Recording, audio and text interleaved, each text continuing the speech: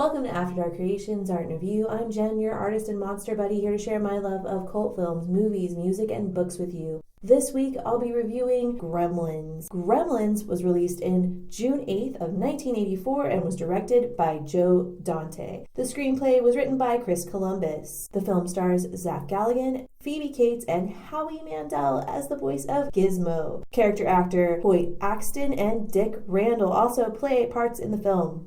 Gremlins has a 7.3 out of 10 on IMDb and an 84% on Rotten Tomatoes. Alright, we're getting into the plot, so spoiler warning ahead. A traveling inventor/salesman and goes to sell his ware to a shopkeeper in Chinatown. He discovers a mogwai, which is Gizmo the gremlin. He wants to purchase the item, but the storekeeper won't agree to it, so the storekeeper's grandson or nephew makes a backdoor deal and gives him the gremlin with some very specific instructions. Do not get him wet and do not feed them after midnight without telling him what will happen if he does that. Gremlins is actually a holiday horror movie, which is fantastic. One of my favorites, and I watch Gremlins every year in December. Billy's dad presents Billy with the mogwai with, again, the instructions and says that he is sensitive to light. Do not put him in daylight. Daylight is bad for the mogwai. So, with these rules in mind, Billy goes about, treating the ever so adorable Gizmo as a pet. The accidents happen, and Gizmo gets wet, and out pop all these little bing bang boom balls, and they grow into other gremlins. Now, the other gremlins are led by Stripe. He's the angry little gremlin with a mohawk. My favorite character by far. When I was a kid, I thought Gizmo was super cute, but I definitely wanted my own Stripe. I didn't care that he was like evil. I was into it. So the other little crew of gremlins are very mischievous and they ostracize poor Gizmo, and eventually, so the mogwai led by Stripe eat after midnight and transform. They break out of the pods and they are the gremlins. Stripe has transformed into the figure that I am currently sculpting. They're very large and creepy. Their hair is gone. They've got kind of a reptilian look to them, but they're still kind of cute.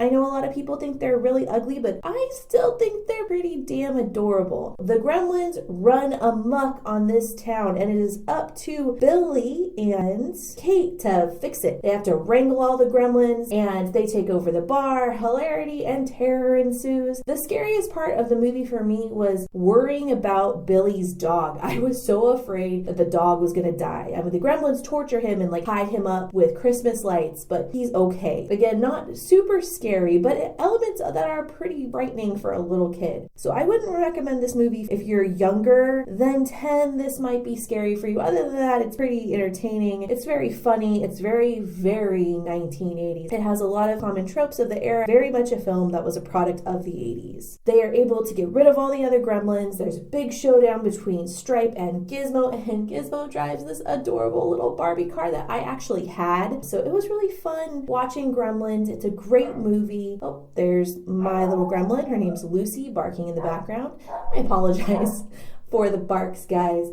It's going to be constant for a little while until we get her fully trained. So I'm sorry for the background noise. Back to the story. Gizmo faces off in a Rambo-style little battle with Stripe, and Gizmo is triumphant. Stripe gets lit up by the sun, and he burns in a really gross effect. Actually, I was surprised how nasty the effects were. It was really cool and very much a horror movie effect. He melts into a skeleton, but for the time being, Gizmo is safe, and he returns home with Billy and his family. The original shopkeeper comes and gets Gizmo because he knows what happened, and these people are not ready. Gizmo issues an adorable goodbye to Billy, and we are left with the story until we go to Gremlins 2, but I'm not going to review that movie because I feel like it was the product of a lot of cocaine and just didn't have the heart of the first film. In short, Gremlins is a fantastic movie. I would definitely recommend it if you're a fan of holiday horror. The design of the Gremlins is fantastic, as you can see here. I am basing the design of Stripe from the film. I'm trying to color match as close as I can, but my DVD copy is kind of old and not super great, so the colors did look a little washed out, but I did try to amp up the color a little bit. I did spray him with the sheen so he had a good shine to him. The still images you're seeing of him are from December nights at the Comic-Con Museum, which my company Horrorgasm hosted the art exhibit for, which I'll be doing a review of that coming up soon. I look forward to hearing who is your favorite character in the comment section below. Were you a Gizmo fan, a Stripe fan? Where do you fall on the Gremlins fandom? As always, thanks for watching. I'm Jen, and let's keep it spooky, friends.